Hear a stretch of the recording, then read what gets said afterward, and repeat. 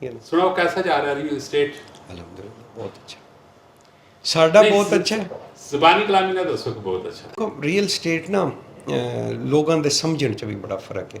ਅੱਛਾ ਅਗਰ ਪੰਜਾਬੀ 'ਚ ਗੱਲ ਕਰੀਏ ਨਾ ਤੇ ਸਮਝਣ ਦਾ ਇਹ ਫਰਕ ਹੈ ਕਿ ਲੋਕ ਰੀਅਲ ਸਟੇਟ ਦੇ ਕੰਮ ਨੂੰ ਸਮਝਦੇ ਨੇ, ਜਿਹੜਾ ਬੂਮ ਹੈ ਉਸ ਨੂੰ, ਕਿ ਜਦੋਂ ਇੱਕ ਪਲਾਟ ਅੱਜ 50 ਲੱਖ ਰੁਪਏ ਦਾ, ਸਵੇਰ ਉੱਠਿਆ ਤੇ ਉਹ 55 ਲੱਖ ਰੁਪਏ ਦਾ, ਜੀ ਉਸ ਤੋਂ ਅਗਲੇ ਦਿਨ ਜਿਹੜਾ ਉਹ 70 ਲੱਖ ਰੁਪਏ ਦਾ, ਉਸ ਤੋਂ ਅਗਲੇ ਦਿਨ ਉਹ 80 ਲੱਖ ਰੁਪਏ ਕੋਈ ਦਾ। ਫਾਸਟ ਟਰੈਕ ਉੱਤੇ ਨਹੀਂ ਸੀ। ਇਸ ਲੋਕ ਇਸ ਨੂੰ ਰੀਅਲ ਸਟੇਟ ਸਮਝਦੇ, ਕਨਸੈਪਟ ਐਸਾ ਬਣਾ ਲੋਕਾਂ ਦੇ ਮਾਈਂਡ 'ਚ ਕਨਸੈਪਟ ਇਹ ਹੈ। ਇਸ ਤਰ੍ਹਾਂ ਵੀ ਹੋਇਆ ਹੈ। ਮੈਂ ਜੀ। ਯਾਦ ਹੈ ਕਿ 2006 ਵਿੱਚ ਜਿਸ ਟਾਈਮ ਸ਼ੌਕਤ ਅਜ਼ੀਜ਼ ਪ੍ਰਾइम मिनिस्टर बने जी मुशर्रफ दौर में, जी जी बिल्कुल ठीक है, और 2006 तक इनके 2008-9 तक नहीं इस तरह की पोजीशन आई है। ਉਹ ਮੈਂ ਚूंकि ਇਸ ਵਜ੍ਹਾ ਤੋਂ ਉਸ ਨੂੰ ਅੱਛੇ ਤਰੀਕੇ ਨਾਲ ਐਕਸਪਲੇਨ ਕਰ ਸਕਦਾ ਕਿ ਮੈਂ ਉਸ ਟਾਈਮ ਰੀਅਲ ਸਟੇਟ ਦਾ ਪ੍ਰੋਪਰ 24 ਆਵਰ ਕੰਮ ਕਰ ਰਿਹਾ ਸਾਂ ਜੀ।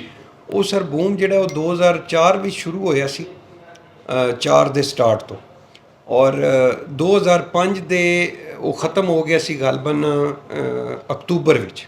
ਜ਼ਲਜ਼ਲਾ ਆਇਆ ਸੀ, ਜ਼ਲਜ਼ਲੇ 'ਚ ਕੰਮ ਜਿਹੜਾ ਉਹ ਖਤਮ ਹੋ ਗਿਆ ਸੀ। ਉਹ 2 ਸਾਲ ਦਾ ਜਿਹੜਾ ਨਾ ਉਹ ਮੈਕਸਿਮਮ ਸ਼ੌਕਤ ਅਜ਼ੀਜ਼ ਸਾਹਿਬ ਜੀ ਮੈਨੂੰ ਪਤਾ ਮੁਸ਼ਰਫ ਦੌਰ ਸੀ, ਉਹਨਾਂ ਬੈਂਕਾਂ ਦੀ ਪਾਲਿਸੀ ਚੇਂਜ ਕੀਤੀ, ਪੈਸਾ ਸਾਰਾ ਨਿਕਲ ਕੇ ਬਾਹਰ ਮਾਰਕੀਟ 'ਚ ਆ ਗਿਆ ਜੀ। ਔਰ ਉਸ ਟਾਈਮ ਬੜਾ ਬੂਮ ਆਇਆ ਸੀ। ਬਿਲਕੁਲ ਇਸੇ ਤਰ੍ਹਾਂ ਹੀ ਅਸੀਂ ਜਿਹੜਾ ਹੈ ਉਹ ਰੋਜ਼ਾਨਾ ਦੇ ਅਸੀਂ 40 50 ਪਲਾਟ ਦੀ ਟ੍ਰਾਂਜੈਕਸ਼ਨ ਕਰਦੇ ਸਾਂ ਇੱਕ ਦਿਨ।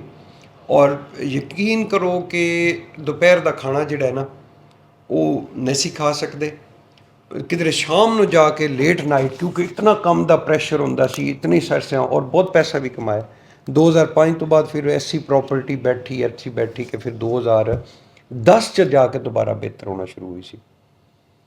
ਫਿਰ ਜਾ ਕੇ ਬੂਮ ਆਇਆ ਸੀ ਇਮਰਾਨ ਖਾਨ ਦੇ ਦੌਰ ਵਿੱਚ, ਜੀ। ਉਹ ਬੂਮ ਵੀ ਹੁਣ ਖਤਮ ਹੋ ਗਿਆ।